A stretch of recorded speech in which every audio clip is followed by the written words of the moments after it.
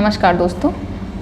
अभी देश में कुछ दिन पहले एक दुखद घटना हुई कि 3 यूपीएससी एस्पिरेंट जो लाइब्रेरी में पढ़ रहे थे, लाइब्रेरी में अचानक पानी भर जाने से, अचानक क्या तेज़ दिल्ली में बारिश हो रही थी, पानी भर जाने से उन तीनों की डूब कर मृत्यु हो गई।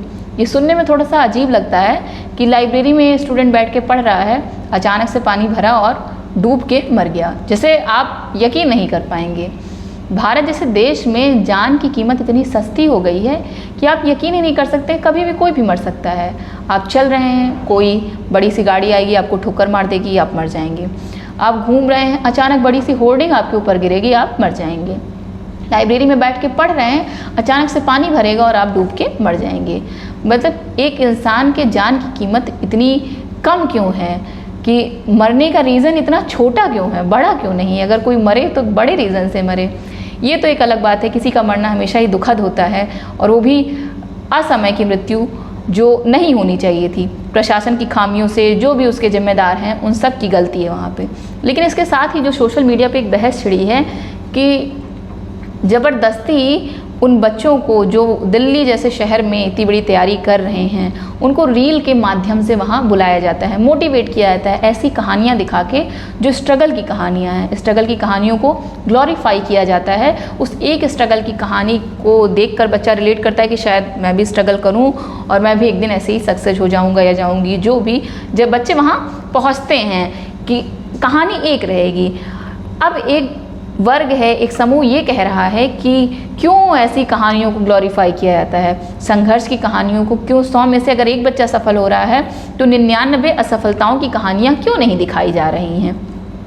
एक कहानी को सुन के सब उसके पीछे एक तरह से रैट रेस में भाग रहे हैं, जिसमें पता नहीं कौन जीतेगा कौन नहीं जीतेगा।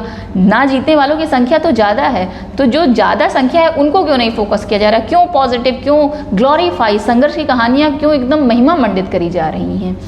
तो ये डिबेट एक ऐसी डिबेट है कि ये हम अपने आप से और खुद से ये प्रश्न करें कि जब बात असफल लोगों की आती है तो हम और आप ही, आप ज़रा सोचें, क्या हम और आप असफल लोगों के बगल बैठना पसंद करते हैं?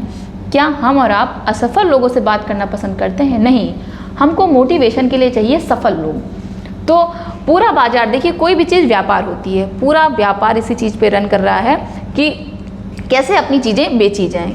समाज जिस तरह से आगे बढ़ता है, जैसे बॉलीवुड को लेके भी हमेशा ये डिबेट होती है कि बॉलीवुड वो कहता है कि जो समाज में होता है हम उसे दिखाते हैं, और समाज ये हमेशा उस पर आरोप लगाता है कि जो बॉलीवुड में होता है वो समाज एक्सेप्ट करता है, वही समाज सीखता है। जबकि दोनों एक दूसरे से जुड़े हुए हैं। ना बॉलीवुड ही पूरी तरह से निरपेक्ष हो सकता है, ना समाज ही। तो समाज जो कर रहा है, जो चाह रहा है, वही उसको दिखाया जा रहा है।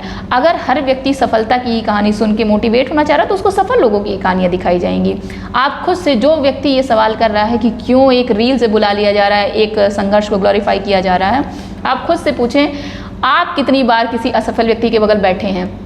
देखिए, और इसके साथ ही जो एक नई बहस ये भी है कि सफलता का पैमाना, ये भी किसने तय किया कि यही सफलता का पैमाना होगा?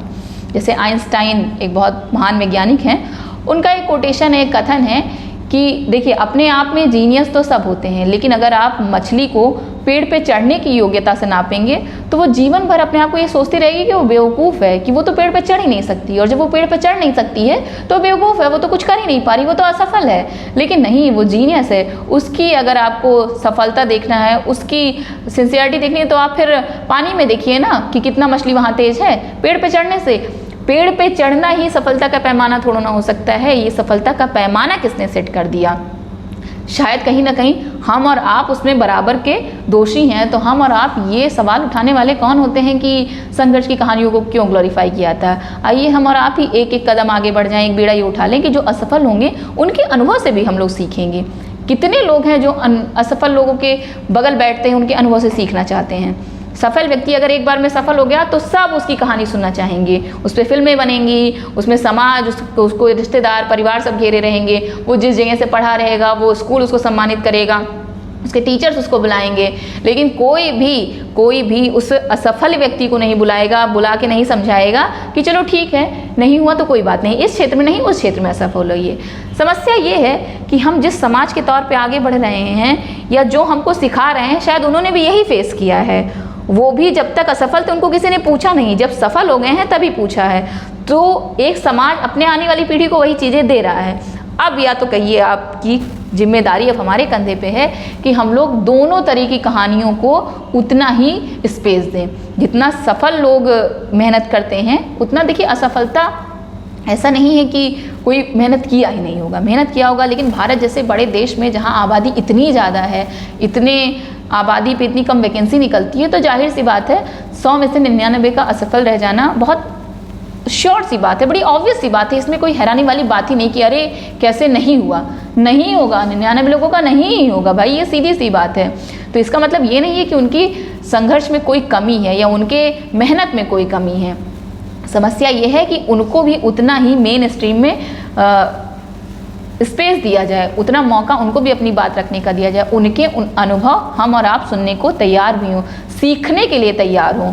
कोई अगर 10 साल से लगातार तैयारी के परिप्रेक्ष्य में, तो आप यकीन मानिए 1 साल में जो व्यक्ति सेलेक्ट हो गया है उससे कहीं ज़्यादा, अब चूंकि वो सेलेक्ट हो गया है, जिस भी एग्ज़ाम में सेलेक्ट हुआ हो, जिस भी कॉम्पिटिटिव एग्ज़ाम की तैयारी कर रहा हो, वो अगर सेलेक्ट हुआ हो तो ऑब्वियस सी बात है वो इसमें आगे है। लेकिन उस व्यक्ति से ज़रा तुलना करें जिसने 10 साल अनुभव खर्च किया, 10 साल अपने खर्च किए, कहीं ना कहीं अनुभव के मामले में उससे पीछे ही होगा। लेकिन हमको सुनना किसको है? जो 1 साल में सफल हो गया है, उसी से ट्रिक लेनी है, सफलता के मूल मंत्र लेने हैं, ठीक। जबकि कोई भी चीज़ ग्रेजुअली होती है, धीरे धीरे होती है। दूसरी बात, जब भी हम और आप मोटिवेट होना चाहें तो बहुत रियलिस्टिक अप्रोच ये है कि सबकी परिस्थितियाँ अलग अलग होती हैं, सबका फैमिली बैकग्राउंड अलग अलग होता है, सब अलग अलग दिमाग के होते हैं, सबका आईक्यू अलग अलग होता है। तो अगर हम किसी के सफलता से मोटिवेट हो रहे हैं तो हो सकता है उसका आईक्यू का लेवल अलग हो, उसकी फैमिली की कंडीशन अलग हो, मेरी अलग है, और शायद मेरी ऐसी है कि कोई समझ ना सके, शायद सामने वाले की ऐसी है कि उसकी भी हम समझ ना सके। अपनी कंडीशन आप स्वयं नहीं समझ सकते हैं। तो मोटिवेशन का सबसे अच्छा तरीका ये होता है कि आप खुद के जीवन में एक एक पॉइंट खोजिए कि किससे आप स्वयं से मोटिवेट हो सकते हैं।